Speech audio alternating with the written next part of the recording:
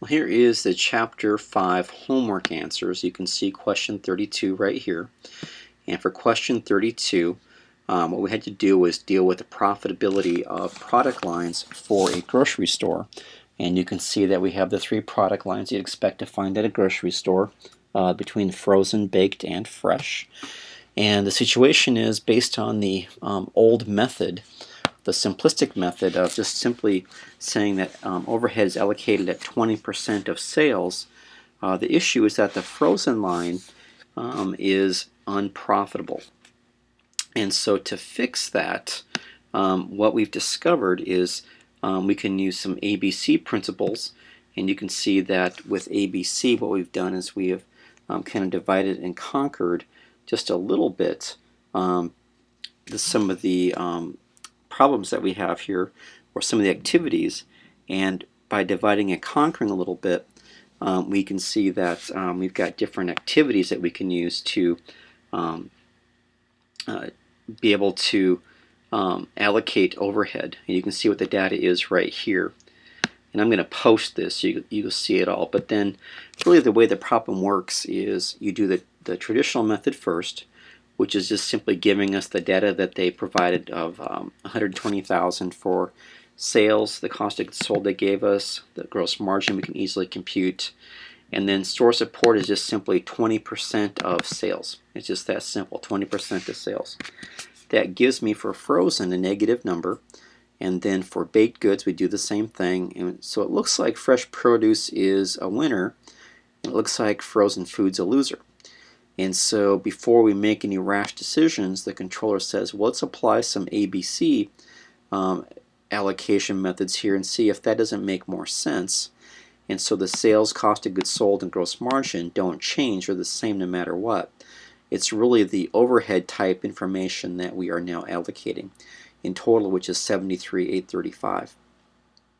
And so to do this, let me just click on the cells here. You can see that for order receiving, we're simply taking B23 times C17. You can see it's basically the cost of $80 per order times 10 orders. For receiving, you can see that it's B24 times C18. So you can see B24 is 110, C18 is 12. It's basically the fact that we've had 12 deliveries at a cost of 110 per delivery. For the shelf stocking, it is B25 times C19 times C18.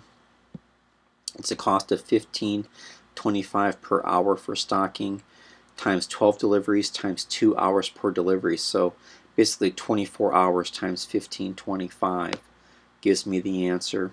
Then the last one is the customer support, which is B26 times C20, and that gives me the 30,000 food items sold times 21 cents per food item gives me my new number of 6,300. So you can see there's a dramatic change between the old method and the new method. I go from 24,000 of overhead to only 8,786 of overhead for frozen, so it becomes much, very profitable now. With baked goods, there really isn't a huge change. I get from 18.2 to 18.4. For fresh produce, though, I go from 31,635 to a much bigger number, 46,580.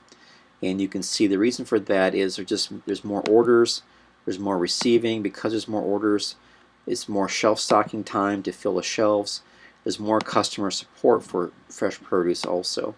So all those things require that basically more overhead now is allocated to fresh produce, less is allocated to frozen, and frozen is actually profitable, baked goods are still profitable, and fresh produce is barely profitable, which you'd probably go to most grocery stores and probably find numbers that are very similar to that.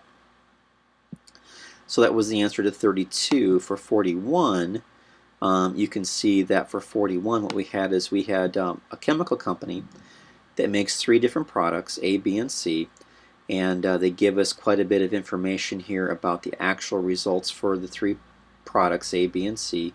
Quantity, price is actual price. Their goal was to charge a target price of 150% of cost, which they didn't always achieve. They did with A. They were able to actually charge $1 more than the target. For B, though, they couldn't sell it at the target price. They sold it under that. And for C, they sold it very much over the target price. So based on that information, they're thinking of phasing out B and emphasizing C. They give us direct labor, and they also give us direct labor and direct materials here also for the 3 products. And then what they do is they show us what the overhead is. It's $493, and they went ahead and they developed some ABC information and split out overhead based on number of setups, weight of materials, waste disposals, quality inspections, and utilities, which is machine hours. And they broke out the quantities for each of the 3 products, and in total it's a $493 cost. And so the next step is to figure out then what is the cost per product under the old method and the cost per product under the new method. Under the old method, you can see that it's A, B, and C. Materials are just given to us. Labor was just given to us. We had to allocate overhead based on direct labor dollars. And so the overhead is applied based on direct labor dollars. So the rate is $5.80, which is direct labor of $493 divided by, and it's showing us what the total cost is here to give us the rate. And then once we've got that rate, we multiply it by the hours per product to get a rate per product of 116, 69, 60, and 58. And that gives me my cost per unit under the old method. Okay, so basically then old method is right here, my actual selling price, my product cost, my gross margin, and then my gross margin ratio. And you can see they think that B is not very profitable, and they think that C is very profitable. So they want to emphasize C and drop B. But once we apply the ABC information, we're going to realize that that's really not the case. And so the cost per transaction is just right here. And so if we go back to the data they gave us for the transactions, and we just show one of them, you can see that for number of setups, we had 2 plus 5 plus 3, which is 10. Total cost of 8,000. So 8,000 divided by 10 gives me 800. And that's just what we do. We just can follow that same pattern and get a cost per transaction.